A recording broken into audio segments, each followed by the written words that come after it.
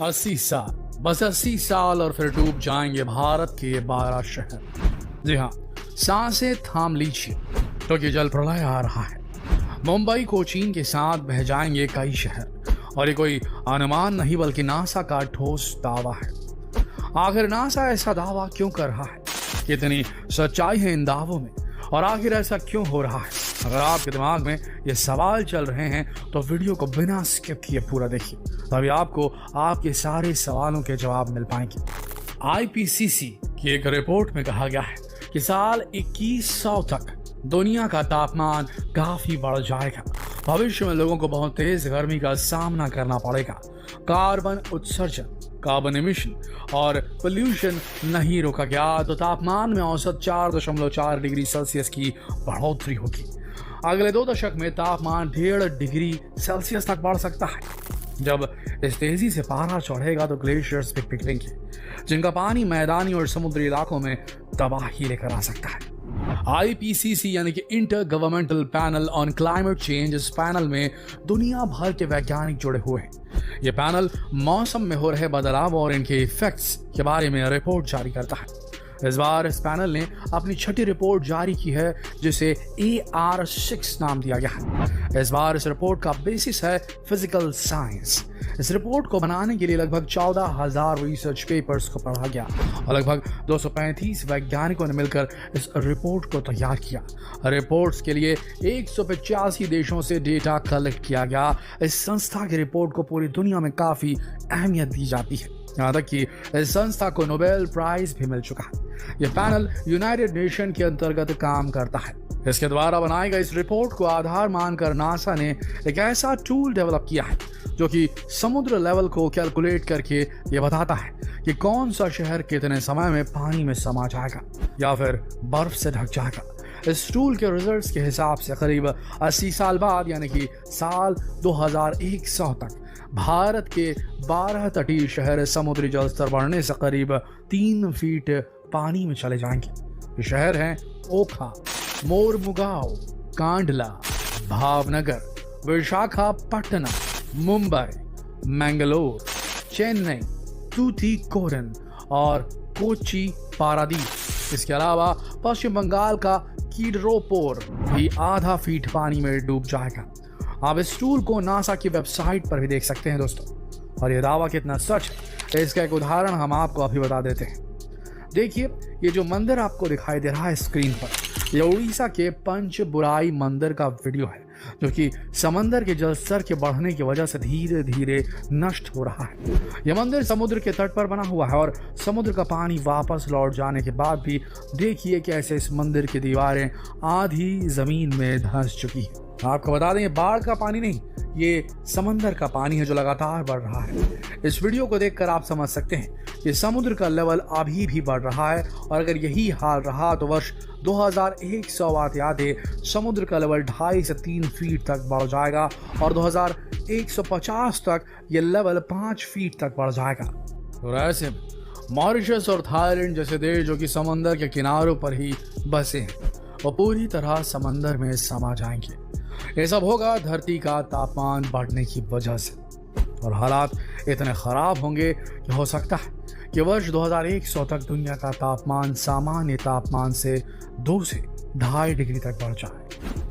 IPCC की report में यह भी बताया गया है कि तापमान में जो चेंज पहले 100 सालों में देखा जाता था वो अब 5 से 6 सालों में होने लगा है, और अगर इसी तरह धरती का तापमान बढ़ता रहा तो ग्लेशियर्स पिघलने लगेंगी, जिसकी वजह से समंदर का स्तर बढ़ेगा और समुद्र के किनारों पर स्थित शहर पानी में समा जाएंगे।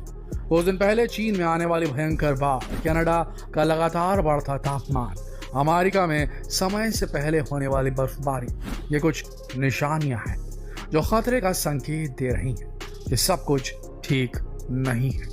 प्रकृति का संतुलन बिगड़ रहा है और इसका सबसे बड़ा कारण है ग्लोबल वार्मिंग।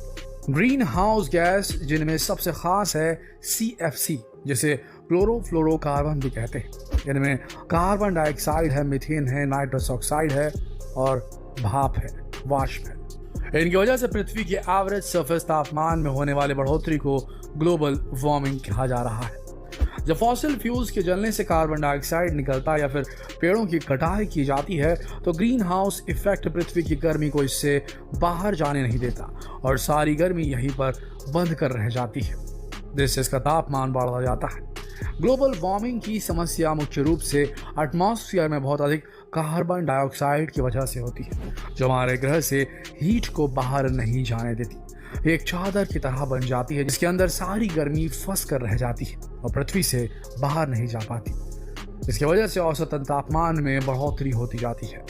ये सूर्य की किरणों को पृथ्वी तक तो आने देती है पर उन्हें वापस नहीं जाने देती, जिसकी वजह से पृथ्वी का तापमान और भी बढ़ जाता है। इस तरह लगातार तापमान बढ़ने की वजह से नॉर्थ और साउथ पोल पर मौजूद ग्लेशियर्स पिघलने लगे हैं। जब ग्लेशियर्स पिघलते हैं तो समंदर का जल स्तर बढ़ता जाता है। इसी ग्लोबल वार्मिंग की वजह से नॉर्थ पोल पर उस जगह की बर्फ भी पिघल चुकी है जिसके बारे में दावा किया जाता था कि यहाँ की बर्फ कभी नहीं पिघल सकती। और ग्लोबल वार्मिंग की असल वजह क्या है, ये तो हम सब अच्छी तरह जानते हैं, कार्बन एमिशंस।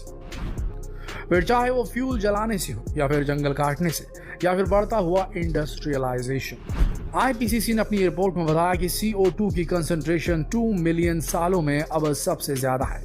वहीं अगर सी लेवल की बात करें तो ये 3000 साल के अधिकतम लेवल पर है। आर्कटिक सागर की बर्फ काफी ज्यादा पिघल चुकी है। पिछले 1000 सालों में इस वक्त वहां बर्फ सबसे कम स्तर पर है।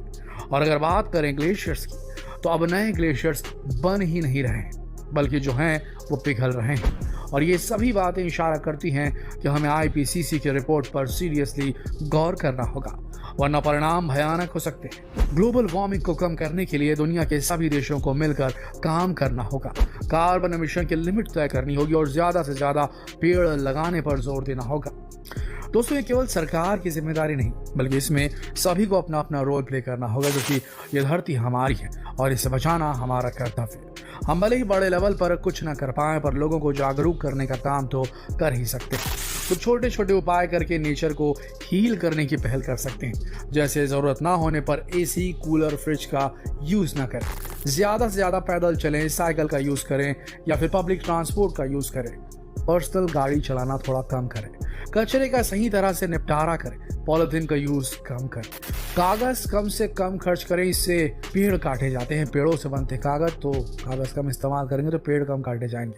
अपने घर में एक पेड़ जरूर लगाएं, ज़्यादा से ज़्यादा सोलर एनर्जी और दूसरी रिन्यूएबल एनर्जी का यूज़ करने की कोशिश करें। लोगों को इस बारे में अधिक से अधिक जागरूक करें, क्योंकि हम जिस तरह हम नेचर पर डिपेंड हैं उसी तरह नेचर भी हम पर डिपेंड है। लेकिन अगर हमने वक्त रहते सही कदम नहीं उठाए तो हो सकता है कि आने वाले कुछ सालों में हमें नेचर का, प्रकृति का विकराल रूप देखने को मिले। अब ये हमारे ऊपर है कि हम अपने आने वाली जनरेशन को क्या देना चाहते हैं, एक सुंदर भविष्य या फिर जल प्रलय। निर्णय हमें करना है और हमें मालूम है कि आप कभी अपने बच्चों को ऐसा अंधकार भरा भविष्य नहीं देना चाहेंगे। इसलिए इस दिशा में पहला कदम उठाते हुए इस वीडियो को अपने सभी जानने वालों को शेयर कर दीजिए ताकि वो भी हालात की गंभीरता को समझ सके। Global warming is real, act now और इट विल बी नेवर। अभी शेयर करें ये वीडियो फेसबुक पर, व्हाट्सएप पर, यूट्यूब पर, ताकि लोगों की आंखें खुल सके। इस वीडियो के अंतर बने रहने के लिए आप सबका दिल से धन्यवाद।